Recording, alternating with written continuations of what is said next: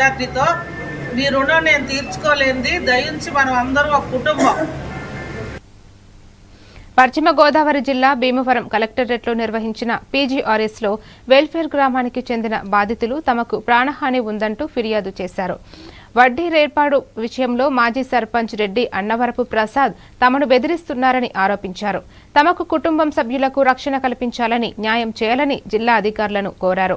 ఈ ఆరోపణలు బాధితుల వాదన మాత్రమే. సంబంధిత వ్యక్తి స్పందన తెలియాల్సి ఉంది.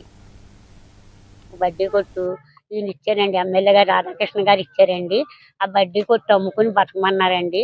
ఆ బడ్డీ కొట్టు ఆరు ఇచ్చే తెచ్చుకున్నామండి. సెంటర్లో పెట్టుకున్నానండి, పార్క్ పక్కనే పెట్టుకుంటే అక్కడి నుంచి తీసేయమనేసి అండి సెక్రటరీ గారు భీమకొట్టు ప్రసాద్ గారు మాకు చాలా వస్తు పెట్టి చాలా బాధ పెట్టారండి. అప్పుడు ఎమ్మెల్యే గారికి చెప్తే వాళ్ళు ఎందుకు తీయమంటున్నారు అనేసి మాకు సిమెంట్ కొట్లు పక్కన ఖాళీ ఉంటే అక్కడ పానాపూరి పళ్ళు, బజ్జీ పళ్ళు, పళ్ళు దుకాణాలు అన్నీ ఉన్నాయండి. అక్కడ మాది ఎక్కిచ్చారండి. ఆయన పెట్టెత్తి అమ్ముకుంటున్నానండి. 3 నెలలు అమ్ముకున్నానండి. అమ్ముకుంటలోకి ప్రసాద్ గారు వచ్చి ఇది ఒకటి కొట్టు తీసేయాలన్నారు.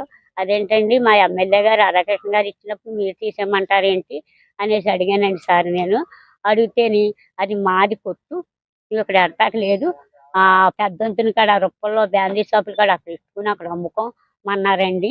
నేను ఆడదాన్నండి, అది చిన్నపిల్లోడు, చీకట్లో అక్కడ ఏం కరెంట్లు ఉండవు, అక్కడ ఇట్టు అమ్ముకోమంటారేంటి, నాకు రాధాకృష్ణ గారు ఎమ్మెల్యే గారు ఇక్కడ ఇచ్చినప్పుడు అక్కడ ఇట్టు అమ్ముకోమంటారేంటి, నేను అమ్ముకొని అన్నానండి. అమ్ముకోకపోతే బడ్డీ కొట్టి తీసేస్తానని 3 సార్లు తీసేసాడండి ఆయన.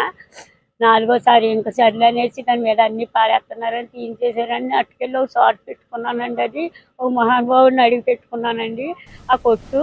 అప్పుడు నుంచి అండి ఆయన మా మీద పగ సాధించేసి ఆయన మమ్మల్ని ఏల్పూర్లో బతకనిస్తారు. మరిన్ని డీటెయిల్స్ తో మళ్ళీ కలుద్దాం. కీప్ వాచింగ్ వంటివి.